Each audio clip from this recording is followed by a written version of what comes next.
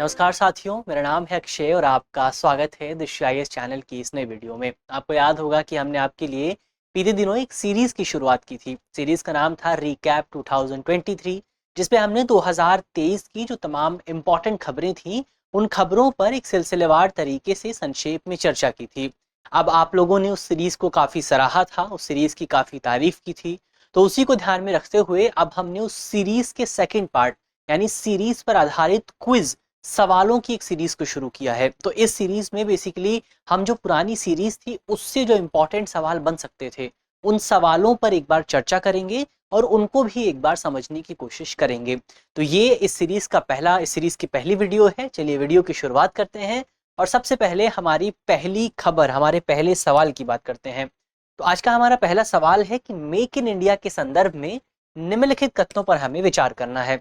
इसमें हमारा पहला कथन है कि इसका एक उद्देश्य विनिर्माण क्षेत्र को 12 से 14% तक बढ़ाना है।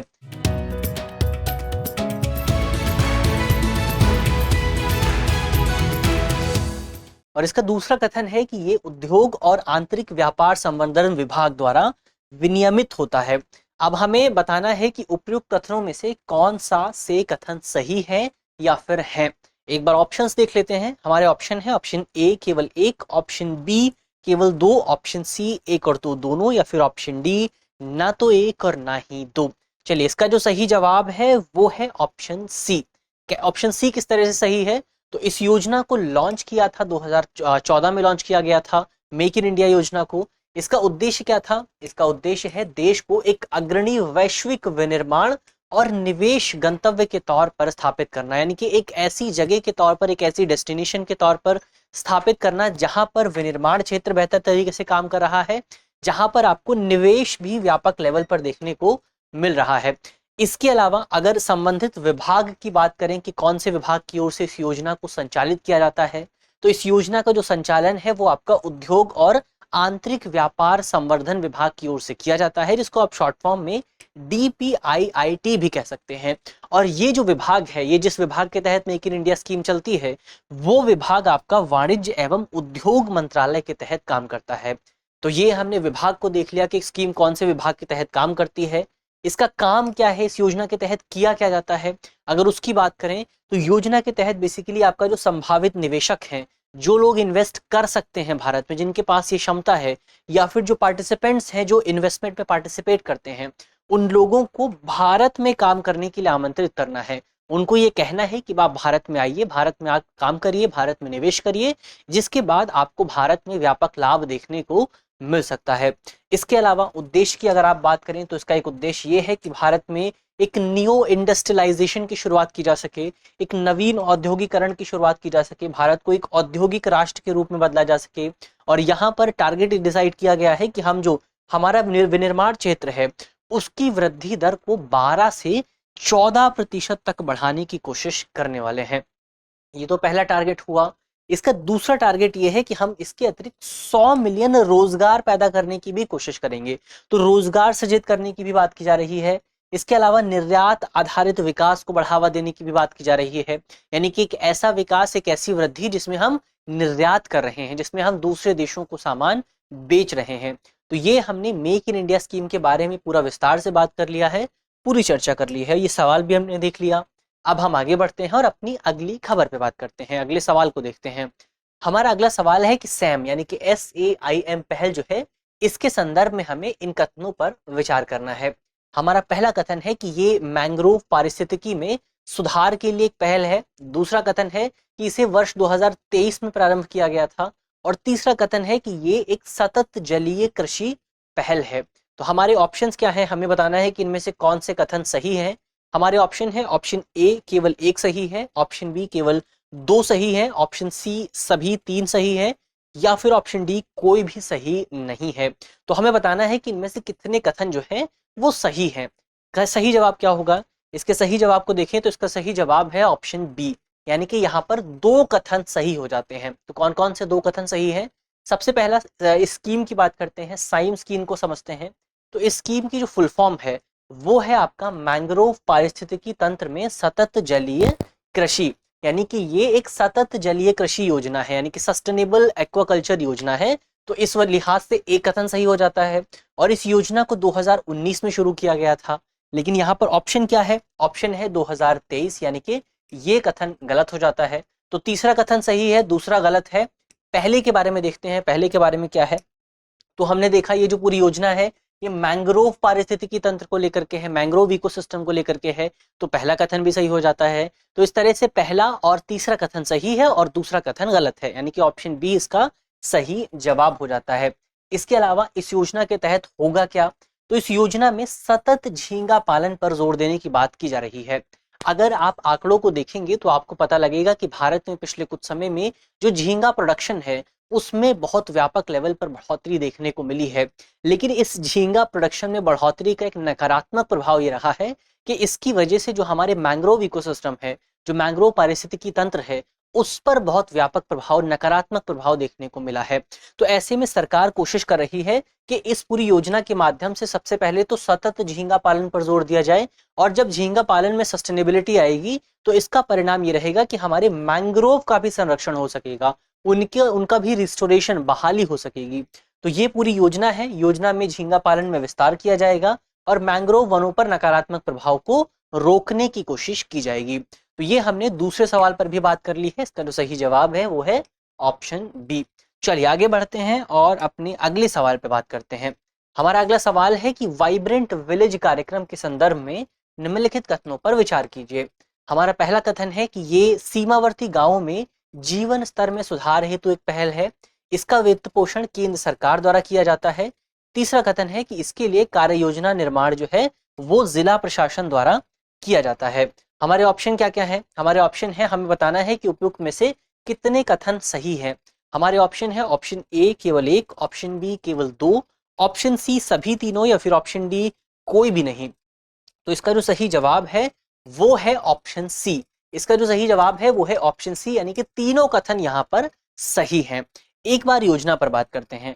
तो ये योजना जो है वो एक केंद्रीय वित्त पोषण योजना है। केंद्रीय वित्त पोषण योजना होने का मतलब ये है कि ये योजना बेसिकली पूरी तरह से केंद्र सरकार द्वारा फंडिंग होगी, केंद्र सरकार की ओर से सारा पैसा दिया जाएगा।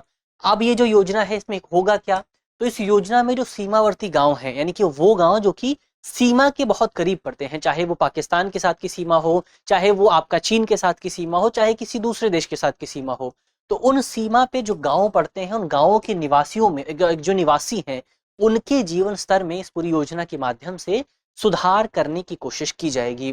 तो ये इस तरह से जो हमने देखा पहला कथन सही हो जाता है, उन्हें बेहतर सुविधाएं प्रदान करने की कोशिश की जाएगी। अब कौन कौन से राज्य इसमें कवर होंगे, इसमें आपका हिमाचल प्रदेश कवर होगा, इसमें उत्तराखंड कवर होगा, अरुणाचल प्रदेश कवर होगा, सिक्किम होगा, लद्दाख होगा। इसके अलावा इसकी जो शुरुआत है वो आपका केंद्रीय बजट 2022-23 में देखने को मिली थी, और योजना की जो संचालन अवधि है वो 2025-26 के आसपास तक है। अब एक बार इसकी कार्यप्रणाली पर भी देखते हैं। तो इसकी जो कार्यप्रणाली है उसमें ग्राम पंचायतों को बहुत इंपॉर्टेंट रोल दिया गया है, क्योंकि यहाँ पर जो पूरी विलेज एक्शन प्लान है, जो गांव के विकास का जो प्लान है वो तैयार करने का जो काम है वो आपका जिला प्रशासन को दिया गया है, और जिला प्रशासन ये काम ग्राम पंचायतों की सहायता से करेगा। और इस पूरे काम के दौरान ये भी ध्यान रखा जाएगा कि स्थानीय स्तर पर कौन कौन से रिसोर्सेज मौजूद हैं, कौन कौन सी चीजें मौजूद हैं जिनका इस्तेमाल करते हुए, जिन संसाधनों का इस्तेमाल करके हम ग्राम विकास को बढ़ावा दे सकते हैं। तो ये इस पूरी योजना पर हमने बात की। तो इस तरह से योजना के जो तीनों कथन हैं वो अपने आप में सही हो जाते हैं। तो तीनों कथन सही है, इसलिए ऑप्शन सी जो है वो सही है। तो ये हमने तीसरे सवाल को देखा। अब हम आगे बढ़ते हैं, अपने अगले सवाल को देखते हैं। हमारा अगला सवाल है कि पीएम प्रणाम योजना के संदर्भ में निम्नलिखित कथनों पर विचार कीजिए। हमारे ऑप्शन है, हमारे कथन है, और कथन एक, इसके अंतर्गत धरती की उर्वरकता की पुनर्स्थापना का एक प्रमुख उद्देश्य है। ऑप्शन बी, इसके अंतर्गत प्रतिरोधात्मक गतिविधि के रूप में रासायनिक उर्वरकों पर सब्सिडी कम करना सम्मिलित है। हमारे ऑप्शन है, हमें बताना है कि उपयुक्त में से कौन सा या से कथन सही है या फिर है। हमारे ऑप्शन है, ऑप्शन ए केवल एक, ऑप्शन बी केवल दो, ऑप्शन सी एक और दो दोनों, या फिर ऑप्शन डी ना तो एक और ना ही दो। अब यहाँ पर इंपॉर्टेंट चीज ये है कि इस सवाल का जो जवाब है वो आपको ढूंढना है, क्योंकि आपने वो वीडियो जरूर देखी होगी रिकैप सीरीज वाली। उस रिकैप सीरीज के आधार पर आप वापस उसको देखेंगे। अगर आप इसका जवाब नहीं दे पा रहे हैं, वापस उसे देखने के बाद आप वहां पर देखेंगे कि हमने पीएम प्रणाम योजना की बात कहां पर की है। उसके बाद उस योजना को समझने के बाद फिर आप इस सवाल के जवाब को देने की कोशिश करेंगे। तो ये सवाल आपके लिए है और अगला वाला सवाल भी आपके लिए ही है। हमारा अगला सवाल है कि वैभव योजना के संदर्भ में निम्नलिखित कथनों पर विचार कीजिए। हमारा पहला कथन है कि ये भारतीय डायस्पोरा को विज्ञान, तकनीकी, अभियंत्रण, गणित एवं चिकित्सा क्षेत्र में भारत के शिक्षण एवं अनुसंधान संस्थानों से जोड़ने की पहल करता है। हमारा दूसरा कथन है कि ये भारतीय शोधकर्ताओं को विदेशी संस्थानों से जुड़ने का अवसर प्रदान करता है।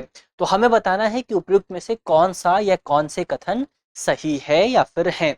हमारे विकल्प हैं ऑप्शन ए केवल 1, ऑप्शन बी केवल 2, ऑप्शन सी 1 और 2 दोनों, या फिर ऑप्शन डी ना तो 1 और ना ही 2।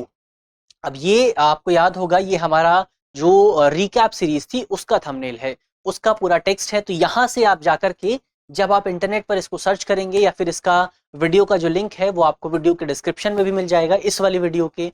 तो वहां से आप दोबारा से इस वीडियो को देखिए और दोबारा से इस पूरी वीडियो को देखने के बाद हमारे जो 2 सवाल हैं, सबसे पहला वैभव योजना से जुड़ा सवाल है, तो इसको आप दोबारा से देखिए। वैभव योजना क्या है, किस विषय को लेकर बात करती है, तो जब आप उसको देखेंगे तो आप इस सवाल को आसानी से सॉल्व कर पाएंगे।